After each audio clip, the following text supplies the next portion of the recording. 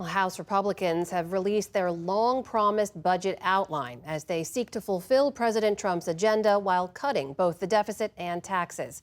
But it remains unclear whether the plan will achieve those goals or if it even has the votes. Congressional correspondent Lisa Desjardins is here with the latest. Good to see you, Lisa. Hi. We'll get into the details in a moment, but just a quick reminder, why does all this matter? Right. What Republicans do or don't do will affect nearly every American taxpayer. It will also determine for potentially a decade who the winners or losers are in this economy. Corporations, what happens to them? What about the poor? And it will also tell us, is Congress ever going to be serious about bringing down the deficit? All of that is at stake here. High stakes. Okay, so now to the proposal. Just walk us through it. There's been a lot of buildup and debate. What exactly are House Republicans proposing? All right, we've got some numbers, so I'm putting my glasses here. But first of all, I want to say this hasn't been easy, but Republicans finally cobbled this together today. It is a framework. It is a sweeping plan. At the start, this is what they say they want to do as their outline. For tax cuts, $4.5 trillion worth of tax cuts over 10 years. Spending cuts, somewhere between $1.5 and $2 trillion.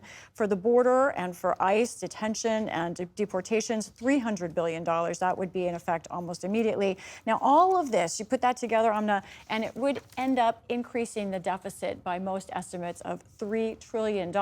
Republicans, there's an asterisk there, dispute that because they say the economy will make up for that. We're going to get into all that context, I think, as we get down the road. But the key part here is that Republicans are doing major tax cuts and also major spending cuts. One of the programs that would be most on the chopping block potentially for spending cuts is Medicaid.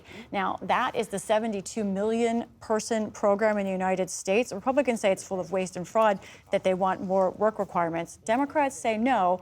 But Speaker Johnson says even if that's controversial, it's a good start. He put out this statement saying today that he remains focused on working through the process to deliver on promises made to the American people. There's still much work to be done, but we're starting on the right path.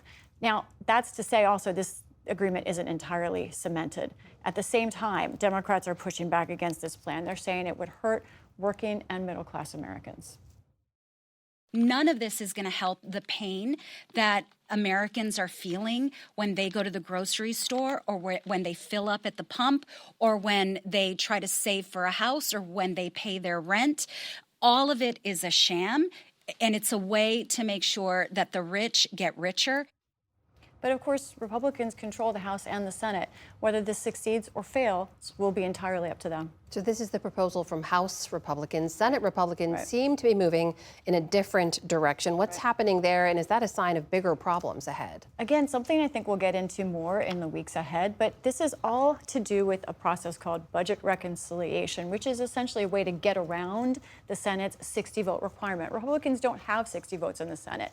They do have 53. So they're using this process as a shortcut. Now, when you do that, it's an elaborate series of steps. Both House and Senate must agree on a budget. So Senate Budget Chairman Lindsey Graham thinks the House is taking too long. And so he moved forward today with a separate plan that would only focus on the border portion, that border detention ICE portion of it. And he explained to reporters yesterday why he thought this was necessary. I heard Tom Holman, pretty tough guy, begging us for money. I beg you to give me more resources. I heard Russ Vought, the OMB guy, say, ICE is out of money. All I can tell my House colleagues, whatever you need to do to get the one beautiful bill, do it. Do it now. You have my blessing, you have my support. But if we can't do it quickly, we need to go to Plan B. Tom Homan, the border czar. Now, why is he nervous? Let's look at the House balance of power right now. Republicans barely have a majority there. They really just can't afford too many votes. So he says, let's take something that's an easy win here. We'll see how this works out. Meanwhile, in the Senate, a win for President Trump. His pick to be the Director of National Intelligence, Tulsi Gabbard, was confirmed and later sworn in. What should we know about her and the other nominations in process? Former Congresswoman Tulsi Gabbard sworn in just a short while ago. She passed through the Senate with just one Republican voting no. That was former Republican leader Mitch McConnell. he wrote a statement saying that he was very concerned that Tulsi Gabbard would not state clearly that Vladimir Putin is behind the war in Ukraine. He said that is a real risk if the intelligence chief doesn't acknowledge that. He said he does hope she rises, in his views, to the responsibilities of the job. But otherwise, all the Republicans signed on board. And we are watching Robert F. Kennedy Jr., who passed a key procedural vote today with every Republican backing him.